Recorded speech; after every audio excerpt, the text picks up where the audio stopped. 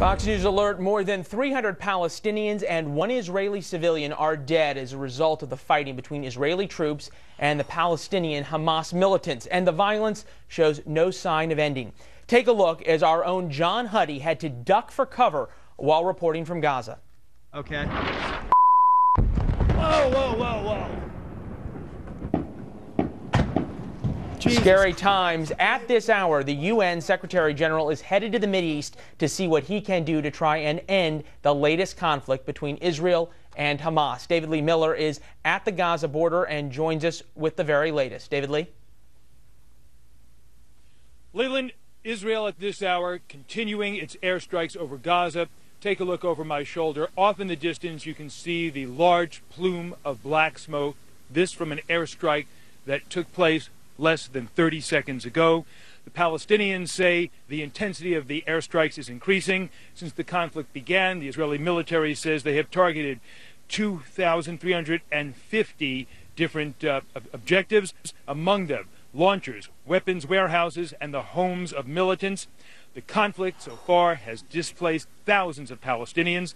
Israel has warned residents of targeted areas to evacuate.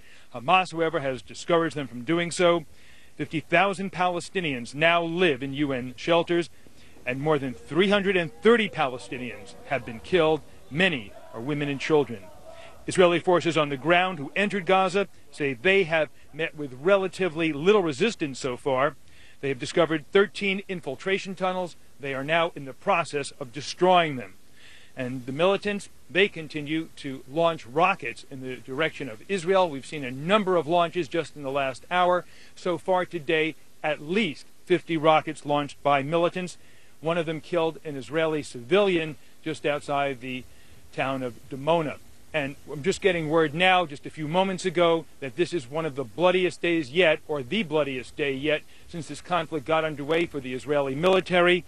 One Israeli officer and one soldier was killed today, and some 12 others Israeli soldiers were wounded. This happened when militants infiltrated Israel using a tunnel. There was a firefight. At least one of the militants was killed. Apparently, the remaining militants, as many as 8 others, made it back to Gaza. And lastly now, on the diplomatic front, the Palestinian president, Mahmoud Abbas, says that Turkey is now on board supporting the Egyptian proposed truce. The Palestinian president soon expected to meet with officials in Qatar, as well as the exiled Hamas leadership.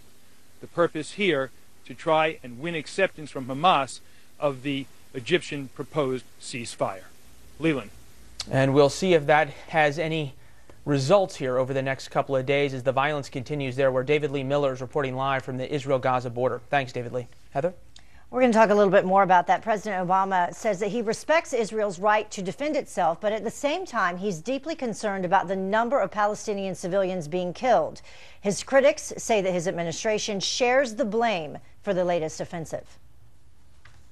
I think we have to go back to the failure of the Israeli-Palestinian peace talks, which our Secretary of State was so optimistic about and predicted success, and it failed. Here now with his thoughts, Governor Mike Huckabee, host of Huckabee, right here on Fox News. We appreciate you taking the time to join us. Well, thank you, Heather. Good to be with you. It's a sad situation in the Middle East, and we hope it ends soon. But I understand Israel has got to take the action they're taking. It's a defensive measure. Hamas never even stopped the firing of rockets during 2 ceasefires that they had, one of which was a humanitarian so that they could get supplies. And it just shows you that they are relentless in their desire to destroy Israel, not simply to defend anything. They're not defending, they're offending. And when they broke that humanitarian ceasefire, that's when this ground offensive began by Israel. I understand on your show this evening, you've actually interviewed a member of the Israeli Security Council. What did they have to say? Well, Naftali Bennett is the Minister of Economy. He's also a member of the Security Council. He gives some very candid remarks about the fact that Israel is under siege. Roughly 80% of the Israeli population has rockets exploding overhead. And when people say, well, the Palestinians have suffered great casualties, they have, but the reason is because they put many of their civilians right in the midst of where those targets are going to be. The Israelis have called, they've put out leaflets, they've begged them to get out of the way. Look, there's going to be some casualties on both sides that should never happen, and that's a horrible, horrible thing.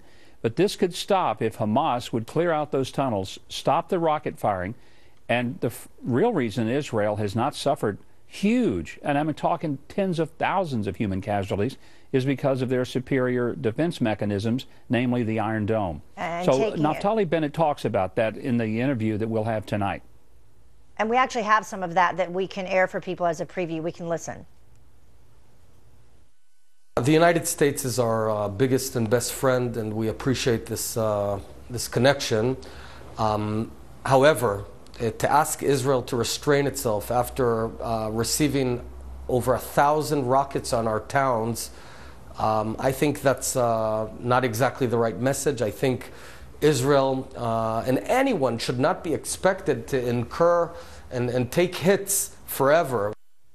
Governor, I want to ask you, in terms of the United States and our response, specifically President Obama, we frequently hear about how he leads from behind.